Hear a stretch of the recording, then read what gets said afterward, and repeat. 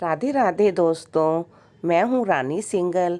आज मैं आपके लिए लेके आई हूँ कार्तिक मास में कही जाने वाली लपसी और तपसी की कहानी। लपसी तपसी की कहानी कार्तिक के महीने में पूजा पाठ और व्रत की कहानी सुनने के बाद नारद जी के तपसी को दिए गए वचन के अनुसार कार्तिक मास में हर पूजा और कहानी के बाद लपसी तपसी की कहानी सुनी और कही जाती है। एक था तपसी।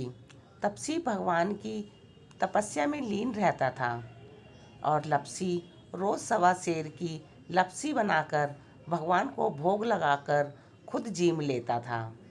एक दिन वह दोनों बातें कर रहे थे तो दोनों में लड़ाई हो जाती है और दोनों अपने को बड़ा बताने लग जाते हैं। तभी वहाँ से नारद जी निकलते हैं और बोलते हैं कि भाई तुम लोग क्यों लड़ रहे हो। वे बोले कि हम में से बड़ा कौन है। नारद जी कहते हैं कि इस समय तो मुझे जल्दी है, आज नहीं, मैं आपको कल बताऊंगा। और यह कहकर नारद जी चले जाते हैं। दूसरे दिन नारद जी आते हैं और उनके सामने एक एक अंगूठी रख देते हैं और वो अंगूठी रत्न जड़ित होती है और बहुत महंगी होती है और चुपचाप उनके आगे रख देते हैं।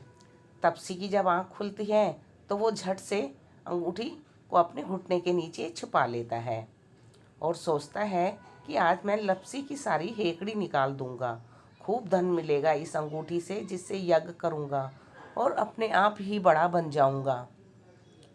लपसी भी जब उस अंगूठी को देखता है तो वह विचार करता है कि इसे पास रखूंगा तो कोई चोर उचक्का आ जाएगा और मेरी गर्दन काट देगा और इसे ले जाएगा। ऐसा विचार करके वह उसे अनदेखा कर देता है। तब नारद जी आते हैं और वह दोनों लपसी तपसी पूछते हैं कि नारद जी अब बताइए कि हम में से कौन बड़ा है। तब नारद जी कहते हैं कि तेरे घुटने के नीचे क्या है, खड़े होके दिखाओ। तब तपसी ने घुटना उठाया तो 1.25 करोड़ की अंगूठी निकली। नारद जी ने उन्हें डांटा और बोले कि इतना भजन भाव करके भी तेरे मन से चोरी नहीं गई, तेरे से तो लपसी ही बड़ा है। तब तपसी बोला कि महाराज यह आदत कैसे छूटेगी और ये कैसे पाप मेरा उतरेगा। तो नारद जी बोलते हैं कि कार्तिक के महीने में स्त्रियां कार्तिक रखेंगी, वह अपना पुण्य तुम्हें देंगी, तब यह पाप उतरेगा। वह बोला कि मुझे अपना फल कैसे देंगी। तो नारद जी ने कहा कि आज से और कहानियाँ कहने के बाद तुम्हारी कहानी कही जाएगी, तभी उन्हें इस कहानी का फल मिलेगा।